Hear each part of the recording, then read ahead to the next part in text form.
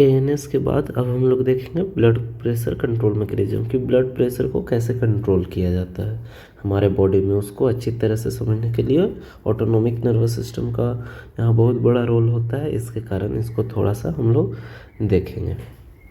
तो blood pressure जो होता है वो कंट्रोल कैसे किया जाता है, लाइक ब्लड प्रेशर होता क्या है। तो ब्लड प्रेशर हम लोग सिंपल एक फार्मूला से देखते हैं अभी नॉर्मल कहने पे कि बीपी बराबर होता है क्या, total peripheral resistance into cardiac output.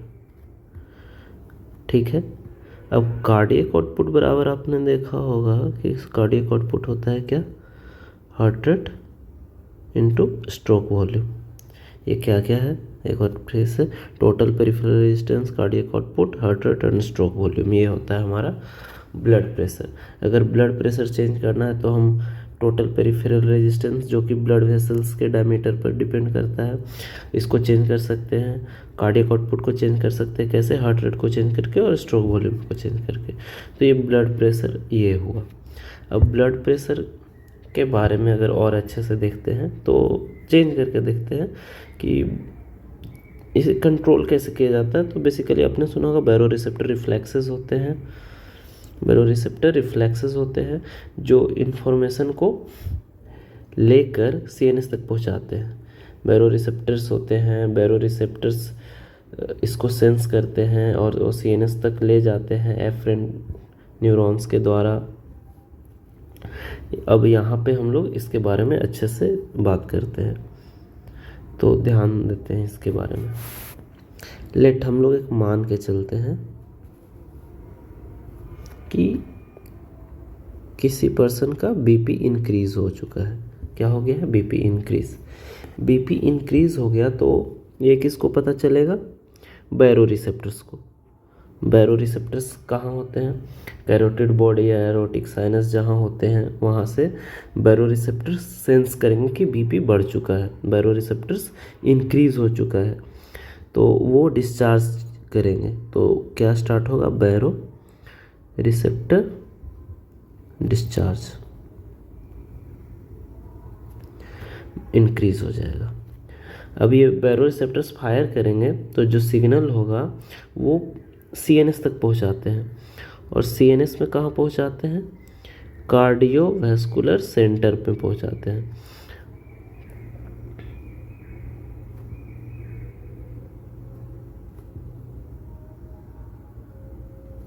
Cardiovascular centre में गया।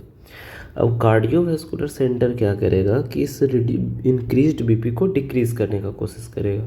डिक्रीज कैसे करेगा भाई, तो अच्छा यह बैरो रिसेप्टर रिफ्लेक्स कार्डियोवैस्कुलर सेंटर या कैसे, दो नर्व होते हैं, आप लोगों ने पढ़ा होगा, ग्लोसोफेरेंजियल और वेगस, 9 और 10, ये ले जाते हैं एफरेंट।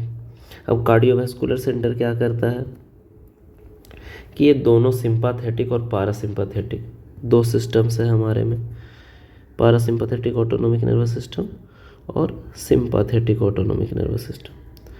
पारासिम्पैथेटिक ऑटोनोमिक नर्वस सिस्टम को क्या होना होगा और सिंपैथेटिक को क्या होना होगा, तो हम लोग को बीपी घटाना है तो हार्ट रेट डिक्रीज करेंगे। तो पारासिम्पैथेटिक को क्या करता है, ये कार्डियोवैस्कुलर सिस्टम इंक्रीज करता है,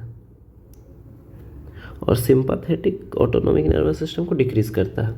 तो पारासिम्पैथेटिक के इंक्रीज होने से क्या होता है, वैगल टोन इंक्रीज होता है, वैगल टोन क्या होगा, इंक्रीज हो जाएगा, और सिंपैथेटिक से डिक्रीज करने से सिंपैथेटिक टोन डिक्रीज करता है, सिंपैथेटिक टोन डिक्रीज करता है। अब वैगल टोन के इंक्रीज होने से हार्ट रेट डिक्रीज करता है, और सिंपैथेटिक तो हार्ट रेट बढ़ाने का काम करता था, तो सिंपैथेटिक घट रहा है यानी इसके कारण भी हार्ट रेट क्या होगा, डिक्रीज करेगा। तो हार्ट रेट डिक्रीज कर गया। अब हार्ट रेट का बीपी से क्या रिलेशन है, तो शुरू में ही हमने देखा बीपी बराबर क्या होता है, TPR into CO, cardiac output, total peripheral cardiac output. Cardiac output क्या था, heart rate into stroke volume. Heart rate यहाँ पे घट रहा है तो कार्डियक आउटपुट घट रहा हो, कार्डियक आउटपुट घटेगा तो बीपी भी घट जाएगा, यानी ये सब हमारा क्या किया, बीपी घटा दिया। लेकिन बीपी जब घटा तो हार्ट रेट, बीपी जब बढ़ा हुआ था तो बैरोरिसेप्टर के कारण बीपी नॉर्मल हुआ, लेकिन हार्ट रेट क्या हो गया, घट गया। तो यहाँ जो रिफ्लेक्स हुआ, बैरोरिसेप्टर रिफ्लेक्स अगर कहें, वो हार्ट रेट घटाने का काम किया, इसीलिए इसको कहते हैं रिफ्लेक्स ब्रैडिकार्डिया, ब्रैडिकार्डिया। यानी इंक्रीज्ड बीपी काउज क्या, increased blood pressure cause reflex bradycardia, bradycardia. ये ध्यान देने वाली बात है, ठीक है। तो यहाँ पे रिफ्लेक्स ब्रैडिकार्डिया के लिए मेनली रिस्पॉन्सिबल होता है पारासिम्पैथेटिक नर्वस सिस्टम। तो हम कह सकते हैं अगर कोई इंक्रीज इन ब्लड प्रेशर तेज हो और इतना जल्दी हो कि जो कि बैरोरिसेप्टर रिफ्लेक्स रिसेप्टर्स का डिस्चार्ज कर सके, तो एक रिफ्लेक्स ब्रैडिकार्डिया कॉज करता है। तो एक बात है कि बीपी बढ़ाने से क्या हो रहा है, reflex bradycardia, increase BP cause. हम लोग को बीपी बढ़ाना कब होगा, सोचने वाली बात है। बीपी बढ़ेगा, हाइपरटेंशन वाले को बीपी बढ़ा सकते हैं, नहीं, बीपी ज़्यादा बढ़ जाएगा तो बहुत दिक्कत हो जाएगा। तो किस पेशेंट को बढ़ाएंगे, हाइपोटेंशन वाले को। तो लेट्स, एक पेशेंट है जिसको पैथोलॉजी है हाइपोटेंशन की, हाइपोटेंशन है उसको, हाइपोटेंशन यानी ब्लड प्रेशर कम है, ब्लड प्रेशर कम है, तो ये क्या है, एक पैथोलॉजी, एक सेट हो जाता है, पैथोलॉजी में देखेंगे हाइपोटेंशन है, उसका बीपी बढ़ाना है, हम क्या दिए, हाइपरटेंसिव ड्रग गिव, कोई भी, अभी ड्रग के बारे में बात नहीं कर रहे, गिव हाइपरटेंसिव ड्रग, जो कि क्या करेगा, बीपी बढ़ाएगा। हाइपरटेंसिव ड्रग दिए, हाइपरटेंसिव ड्रग में क्या होगा, बैरोरिसेप्टर रिफ्लेक्स होगा, बैरोरिसेप्टर रिफ्लेक्स स्टार्ट होगा तो वो क्या करेगा, ब्रैडिकार्डिया। अब ऐसा ना हो कि इतना ज़्यादा हाइपरटेंसिव ड्रग दे दे कि उसका जो हार्ट है वही काम करना बंद कर दे, ख़त्म, फिर ज़िंदगी में कभी उसको हाइपोटेंशन नहीं होगा। तो ऐसा नहीं करना है। तो क्या हो सकता है, may be baroreceptor reflex slows down the heart, slows down the heart. अब दिक्कत ये है तो कहीं स्टॉप भी ना कर दे, तो हम लोग को क्या करना होगा, बैरोरिसेप्टर रिफ्लेक्स को कैंसिल करना होगा। तो वी हैव टू कैंसिल क्या करना होगा, बैरोरिसेप्टर रिफ्लेक्स, ठीक है। अब यहाँ पर कैंसिल करने के लिए हम देखते हैं सिस्टम, कितने न्यूरॉन्स पार्टिसिपेट कर रहे थे इस रिफ्लेक्स में, जो कि देखते हैं एक बार फिर से। यहाँ पर क्या था, कार्डियोवैस्कुलर सिस्टम था, कार्डियोवैस्कुलर सेंटर था, जो कि क्या होता, दो तरह के सिस्टम है ना, parasympathetic autonomic nervous system, parasympathetic autonomic nervous system और सिंपैथेटिक ऑटोनॉमिक नर्वस सिस्टम, दो तरह के सिस्टम है। अब यहाँ पे हम लोग देखते हैं एक एक करके।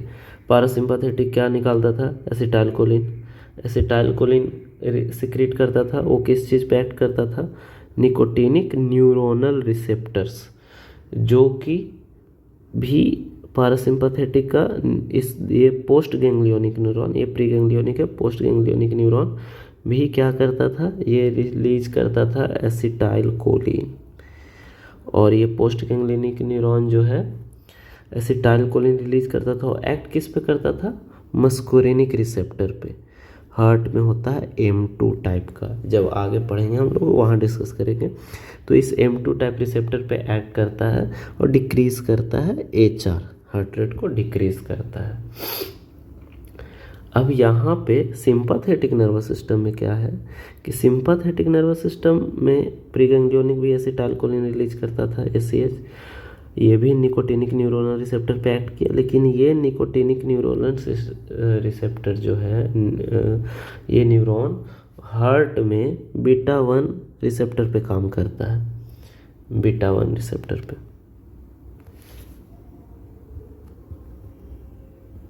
बीटा 1 रिसेप्टर पे। और इसकी वजह से भी यहाँ पर सिंपैथेटिक नर्वस सिस्टम ये भी इसको घटा रहा है भाई,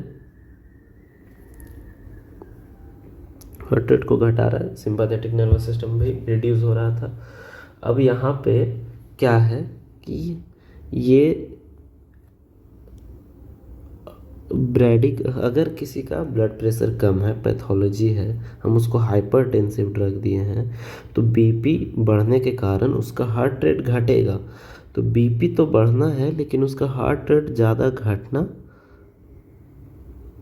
नहीं चाहिए। हार्ट रेट, तो इस रिफ्लेक्स ब्रेडिकार्डिया को हमको क्या करना है, कैंसिल आउट करना है। क्या करना है, कैंसिल करना है।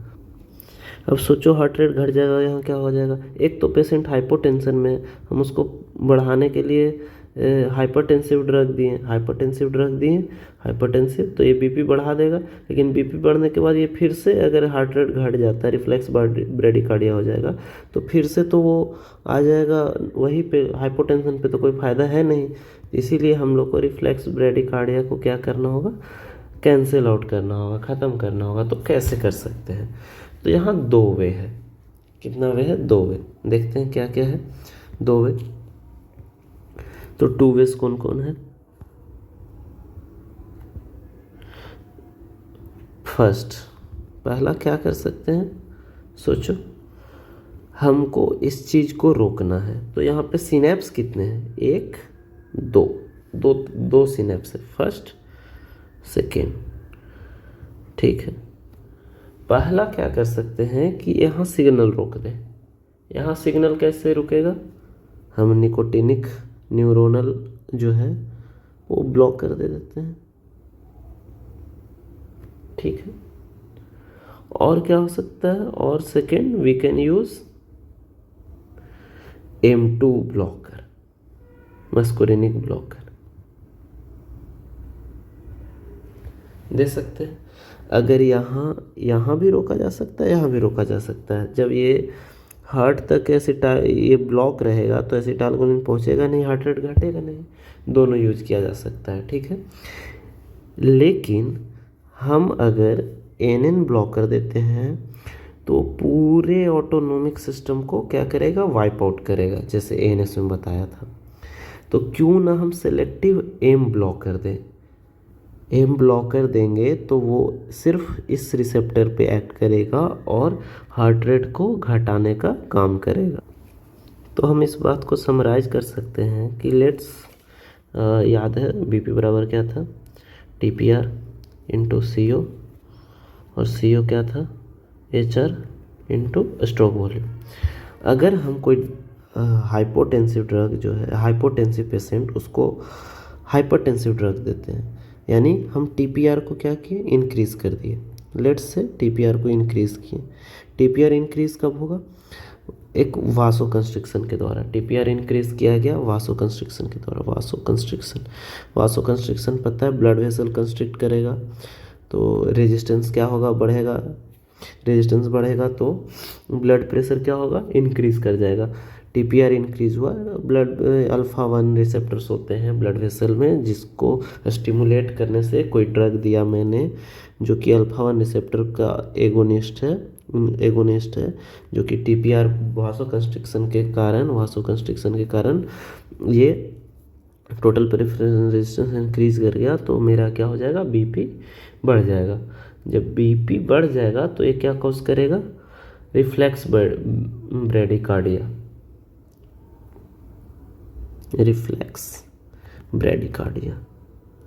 अब रिफ्लेक्स ब्रेडिकार्डिया क्यों होगा, क्योंकि यहाँ M2 रिसेप्टर को एक्टिवेट किया जाता है, M2 रिसेप्टर एक्टिवेट होता है, जिसके कारण यह रिफ्लेक्स ब्रेडिकार्डिया होता है। तो क्या देंगे हम लोग क्या देंगे, रिफ्लेक्स ब्रेडिकार्डिया स्टॉप करने के लिए M2 ब्लॉक कर देंगे, ठीक है। इस बार केस को उल्टा करते हैं, लेट BP को हम लोग घटाते हैं कि जब BP घटता है तो क्या होता है, लेट डिक्रीज BP। ठीक है, BP को घटाते हैं तो BP घटा, no baroreceptor discharge, no discharge of baroreceptor, ये भी किसके पास जाएगा? कार्डियोवैस्कुलर सेंटर के पास जाएगा। कार्डियोवैस्कुलर सेंटर के पास जाएगा। अब ये क्या करेगा? PNS, parasympathetic autonomic nervous system, और क्या होता है? Sympathetic autonomic nervous system. तो पैरासिम्पैथेटिक वेगल टोन को डिक्रीज होगा, वेगल टोन सब उल्टा हो जाएगा, जो पहले होता है वेगल टोन डिक्रीज होगा, सिंपैथेटिक टोन इंक्रीज होगा, और ये डिक्रीज हुआ तो एच आर ऐसे भी इंक्रीज करेगा हार्ट रेट, और ये सिंपैथेटिक टोन इंक्रीज होने से एच आर इंक्रीज करेगा। तो बीपी घटाने से या बीपी घटता है तो हार्ट रेट क्या होता है? बढ़ता है। हार्ट रेट बढ़ने के कारण याद है बीपी बराबर क्या था? टीपीआर इंटू सी ओ, और सी ओ क्या था? Heart rate into stroke volume. Heart rate बढ़ेगा, कार्डियक आउटपुट बढ़ेगा, कार्डियक आउटपुट बढ़ेगा, बीपी बढ़ जाएगा। यानी अगर किसी पर्सन का बीपी घटता है तो वापस ये बैरोरिसेप्टर रिफ्लेक्स जो है वो बीपी इंक्रीज कर देगा। ठीक है, बीपी इंक्रीज हो जाएगा। लेकिन यहाँ पे हार्ट रेट क्या हो गया? इंक्रीज हुआ, तो मतलब यहाँ पे टैकीकार्डिया है, टैकीकार्डिया, और ये रिफ्लेक्स के कारण हुआ, इसीलिए इसको क्या कहेंगे? रिफ्लेक्स टैकीकार्डिया, रिफ्लेक्स टैकीकार्डिया कहेंगे। ठीक है, सॉरी। अब मान लेते हैं कोई पेशेंट, अच्छा बीपी घटाने का कब ज़रूरत पड़ेगा? जब कोई पेशेंट को क्या है? हाइपरटेंशन है। तो मान लेते हैं पेशेंट है जिसको क्या है? हाइपरटेंशन। हाइपरटेंशन, हाइपरटेंशन है, ये पैथोलॉजी है। ठीक है, तो हम इसको क्या देंगे? Anti hypertensive drug, anti hypertensive drug. ये क्या करेगा? बीपी को घटाएगा। बीपी घटाएगा तो क्या होगा? रिफ्लेक्स स्टार्ट होगा। रिफ्लेक्स स्टार्ट होगा तो क्या होगा? Cause reflex tachycardia. किसी पेशेंट को मान लो हार्ट का डिजीज़ है, वो मायोकार्डियल इन्फ्रैक्शन या कोई भी तरह का, और अगर उसको हाइपरटेंशन की बीमारी है तो उसको एंटी हाइपरटेंसिव ड्रग दिए ऐसे ही, तो उसका और रिफ्लेक्स टैकीकार्डिया हो जाएगा, और ज़्यादा तेज़ी से हार्ट, और ज़्यादा लोड, वर्कलोड बढ़ जाएगा हार्ट पे, तो हार्ट फेल्यूर हो सकता है। तो ध्यान देने वाली बात है कि रिफ्लेक्स टैकीकार्डिया नहीं होना चाहिए, और ये रिफ्लेक्स टैकीकार्डिया होता भी है तो ये बीपी को फिर वापस पैथोलॉजिकल सिचुएशन में ला देगा। तो हमको इसको क्या करना होगा? रोकना होगा, स्टॉप करना होगा। कैसे भाई? तो फिर से वही बात करते हैं कि इस बीपी वाले में कितना तरह का सिनेप्स था। तो याद है कार्डियोवैस्कुलर सेंटर था, कार्डियोवैस्कुलर सेंटर था, यहाँ से प्री गैंग्लियोनिक फाइबर निकलता था, बेसिकली सिंपैथेटिक का है ये। तो कार्डियोवैस्कुलर सेंटर से कौन सा, सिंपैथेटिक सिस्टम से कौन सा रिलीज होता है प्री गैंग्लियोनिक से? एसिटाइलकोलिन। एसिटाइलकोलिन पोस्ट गैंग्लियोनिक के किस रिसेप्टर पे काम करता है? Nicotinic neuronal receptor. और ये निकोटिनिक न्यूरोनल रिसेप्टर जो है, ये न्यूरॉन क्या रिलीज करता था? नॉरएपिनेफ्रिन, जो कि हार्ट में बेसिकली अभी हुआ नहीं है, याद रखना है। बीटा 1 रिसेप्टर होते हैं जिस पे ये एक्ट करता है, और ये हार्ट रेट को इंक्रीज करता था। बीटा 1 को स्टिमुलेट करता है, ये स्टिमुलेट करता है, और ये हार्ट रेट को इंक्रीज कर देता है। ठीक है, तो हमको इस रिफ्लेक्स टैकीकार्डिया को रोकना है, तो ब्लॉक दिस। ठीक है, या ब्लॉक दिस, यहाँ ब्लॉक कर दो चाहे यहाँ ब्लॉक कर दो। लेकिन मोस्ट सुटेबल क्या है? पूरा एएनएस को वाइप आउट कर दे, निकोटिनिक न्यूरोनल को ब्लॉक करके, या सेलेक्टिवली बीटा को ब्लॉक करे। कौन ज़्यादा अच्छा है? तो बीटा ब्लॉकर ज़्यादा अच्छा है, तो ये मोस्ट सुटेबल है, ये मोस्ट सुटेबल है। अब ध्यान देने वाली बात क्या है कि यहाँ पर क्या था? हाइपरटेंशन था। हाइपरटेंशन क्या हुआ? हम लोग क्या दिए? Anti hypertensive drug, anti hypertensive drug दिए। ये क्या किया? बीपी घटाएगा कैसे? टोटल पेरिफेरल रेजिस्टेंस को डिक्रीज कर दिया। कैसे भाई? वासोडाइलेशन के कारण। वासोडाइलेशन के कारण। वासोडाइलेशन कैसे हुआ? तो ब्लड वेसल में बताया था एएनएस में एक बीटा 2 रिसेप्टर्स होते हैं, उसको स्टिमुलेट करेंगे तो वासोडाइलेशन होगा, तो टीपीआर घट जाएगा। बीटा 2 याद है कि इपिनेफ्रिन से होता था नॉट इनर्वेटेड, जहाँ एनी काम नहीं करता था, सिर्फ इपिनेफ्रिन काम करता था, ठीक है। तो बीटा 2 हो गया, तो ये क्या करेगा? ये एक्टिवेट होगा, जो कि रिफ्लेक्स टैकीकार्डिया करेगा। रिफ्लेक्स टैकीकार्डिया क्यों होगा? तो रिफ्लेक्स टैकीकार्डिया इसलिए होगा कि ये बीटा 1 को स्टिमुलेट कर रहा है, क्योंकि हार्ट रेट बढ़ रहा है। तो हमको यहाँ पे क्या देना होगा? Use beta 1 blocker. तो हम लोग को हाइपरटेंशन का मैनेजमेंट के वक्त केयर करना होगा किस चीज़ का? ये रिफ्लेक्स एक्शन जो होते हैं, रिफ्लेक्स ट्रैकीकार्डिया, रिफ्लेक्स ब्रेडिकार्डिया, उसका। तो अगर इसको समराइज़ करें तो हम देख सकते हैं कि दो तरह से हम इसका रिफ्लेक्स का मैनेजमेंट कर सकते हैं, चाहे तो गैंग्लियोनिक ब्लॉकर देकर या सेलेक्टिवली मस्कुरिनिक एंटागोनिस्ट देकर और बीटा ब्लॉकर देकर। बीटा ब्लॉकर जो कि रिफ्लेक्स टैकीकार्डिया को कैंसिल आउट करेगा, और मस्कुरिनिक ब्लॉकर जो देंगे वो M2 एंटागोनिस्ट जो देंगे वो रिफ्लेक्स ब्रेडिकार्डिया को कैंसिल आउट करेगा। अब ब्लड प्रेशर होम्योस्टेसिस में सिर्फ यही नहीं है, एक सबसे बड़ा सिस्टम है और भी, जिसको हम लोग कहते हैं एंडोक्राइन सिस्टम। वो भी जो कि ब्लड प्रेशर रेगुलेशन में बहुत बड़ा हाथ है, जिसको हम लोग शुरू से ही कहते हैं रेनिन एंजियोटेंसिन एल्डोस्टेरोन सिस्टम, रास। अब ये क्या है? तो ये है हार्मोनल फीडबैक लूप, इसको कहें हार्मोनल फीडबैक लूप।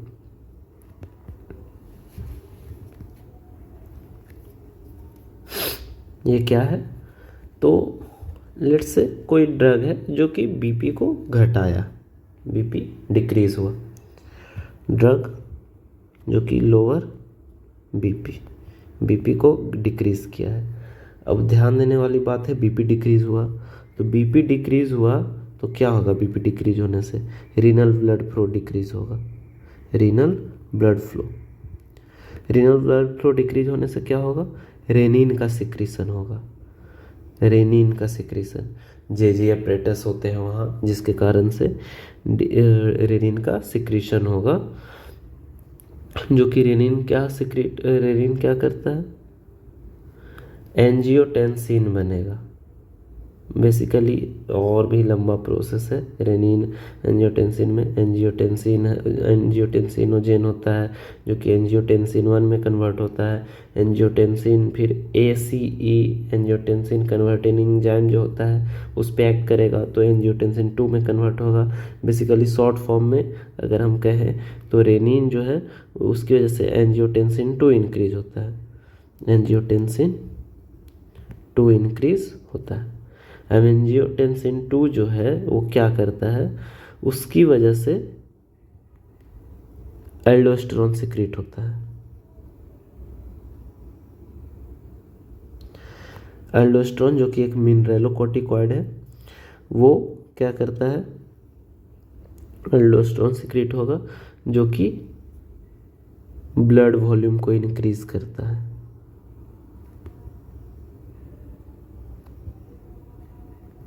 कैसे ब्लड वॉल्यूम इंक्रीज करता है? Bye absorption of sodium. Sodium absorb होता है तो पता है पानी पीछे पीछे आता है, तो H2O भी इंक्रीज हो जाएगा, और ये पोटेशियम को एक्सक्रीट आउट करता है। तो ध्यान देना है, एल्डोस्टेरोन ब्लड वॉल्यूम इंक्रीज किया, ब्लड वॉल्यूम इंक्रीज होने से क्या होगा? कार्डियक आउटपुट इंक्रीज होगा, कार्डियक आउटपुट इंक्रीज होने से बीपी क्या हो जाएगा? इंक्रीज हो जाएगा। तो यहाँ पे क्या क्या हुआ था? एक और देखते हैं, रीनल ब्लड फ्लो डिक्रीज होने के कारण रेनिन का सिक्रीशन बढ़ा जेजी एपरेटस से, जो कि एंजियोटेंसिनोजन को एंजियोटेंसिन 1 में कन्वर्ट किया।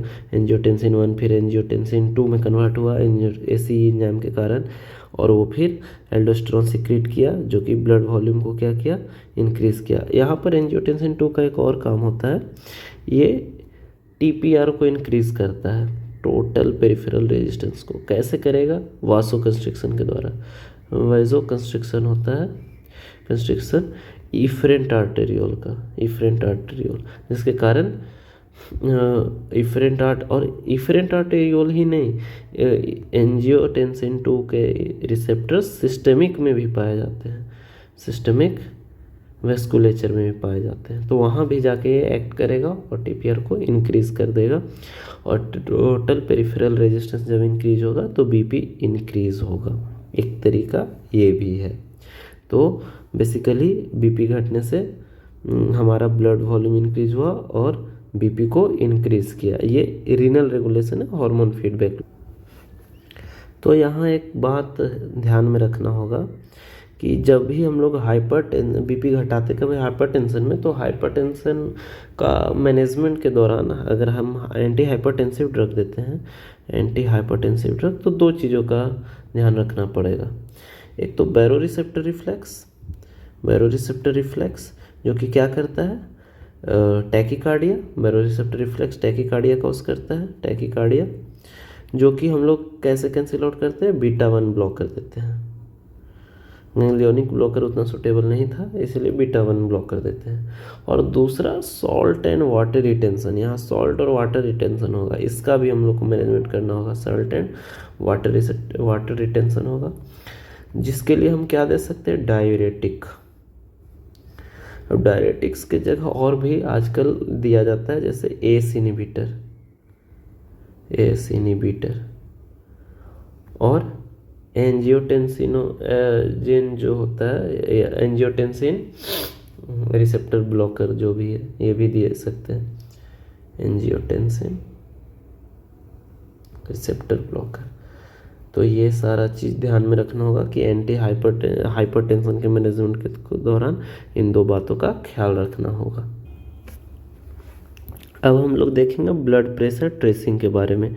एक तरह का ग्राफ होता है, थोड़ा सा देखते हैं, कहीं कहीं आ सकता है। तो लाइक ब्लड प्रेशर ट्रेसिंग कैसा होता है, ये हार्ट के कॉन्ट्रैक्शन रिलैक्सेशन को एक तरह से ग्राफिकल प्रेजेंटेशन है, लाइक इस तरह से, लाइक तुम्हारा हार्ट कॉन्ट्रैक्ट हो रहा है, रिलैक्स हो रहा है, कॉन्ट्रैक्ट हो रहा है, रिलैक्स हो रहा है, कॉन्ट्रैक्ट हो रहा है, रिलैक्स हो रहा है, ये इस तरह से होते जाएगा। ये ट्रेसिंग है एक तरह का, ठीक है। इसको कहते हैं, ये कैसे होता है, ये एक बीट को दर्शा रहा है, लाइक कलर से दिखाता हूँ, ये 1 बीट है, 1 बीट, ये सिस्टोलिक पॉइंट है, प्रेशर ज़्यादा है सिस्टोलिक, और ये नीचे वाले पॉइंट्स डायस्टोलिक। और पता है 2/3 डायस्टोलिक 1/3 सिस्टोलिक। तो यहाँ पे क्या होता है, एक बेस लाइन लिया जाता है जिसको मीन आर्टेरियल प्रेशर कहा जाता है, ठीक है। तो फॉर एग्जांपल हम देखते हैं कि लाइक ये नॉर्मल ट्रेसिंग है इस तरह से, और मैंने ये क्या है, मीन आर्टेरियल प्रेशर, और यहाँ पर मैंने कोई ड्रग दिया, ड्रग एडमिनिस्ट्रेशन हो, तो जो ड्रग देने के पहले जो लाइन है इसको कहते हैं बेस लाइन, और ड्रग देने के बाद अगर ये बेस लाइन ऊपर की ओर जाए तो हम क्या कहेंगे, बीपी बढ़ रहा है, ड्रग बीपी बढ़ा रहा है। और अगर ये बेस लाइन नीचे जाए तो क्या हो रहा है, बीपी घट रहा है। तो बीपी बढ़ रहा है कि घट रहा है, और अगर बेस लाइन अगर ऐसे ही रह जाए तो क्या है, बीपी पर ड्रग का कोई इफेक्ट नहीं है। तो यहाँ पे बीपी बढ़ रहा है, यहाँ पे बीपी घट रहा है, और यहाँ पे ड्रग का बीपी पे कोई इफेक्ट नहीं है। इसमें हार्ट रेट का क्या कह सकते हैं, तो हार्ट रेट ऐसे देखा जाता है कि अगर ये नॉर्मल है और ड्रग देने के बाद इस तरह हो गया, तो ये डिस्टेंस घट गया, तो क्या हो गया, ये बहुत नज़दीक नज़दीक, यानी हार्ट रेट क्या हो चुका है, इंक्रीज हो चुका है। लेकिन अगर ये नॉर्मल है और इसके ड्रग देने के बाद, ड्रग एडमिनिस्ट्रेशन के बाद ये इस तरह हो गया, मैंने थोड़ा ज़्यादा बढ़ा दिया, तो इसका मतलब क्या हो रहा है, हार्ट रेट घट रहा है। तो इस तरह से हम लोग हार्ट रेट भी देख सकते हैं, ठीक है। अगर हम लोग एक फॉर एग्ज़ाम्पल लेते हैं कि इस तरह से है, एक सेकेंड,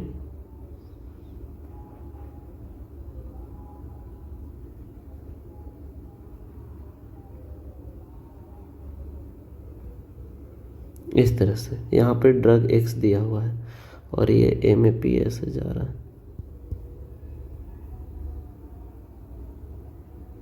ठीक है।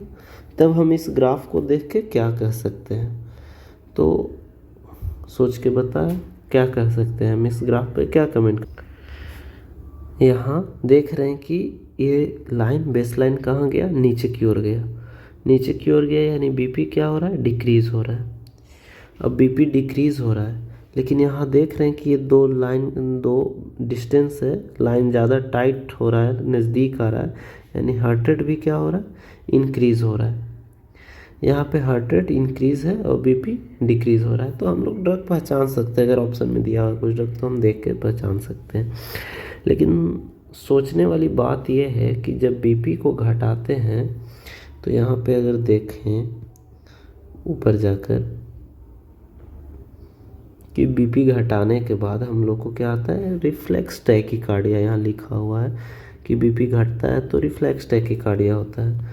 तो ये ड्रग देने के बाद जो BP, ये टैकीकार्डिया हुआ है, हार्ट रेट बढ़ा है, वो ड्रग की वजह से है या रिफ्लेक्स है, यानी ड्रग ही डायरेक्ट हार्ट रेट को डिक्रीज कर रहा है कि रिफ्लेक्स टैकीकार्डिया के कारण, सॉरी, ड्रग ही डायरेक्ट हार्ट रेट इंक्रीज कर रहा है कि रिफ्लेक्स टैकीकार्डिया हो रहा है जिसके कारण हार्ट रेट इंक्रीज हो रहा है। इस चीज़ में अभी हम लोग डिस्क्रिमिनेट या अलग अलग नहीं कह सकते हैं कि कौन हो रहा है इन दोनों चीज़ों से, बट इतना कह सकते हैं कि यहाँ पे हार्ट रेट इंक्रीज हो रहा है और BP डिक्रीज हो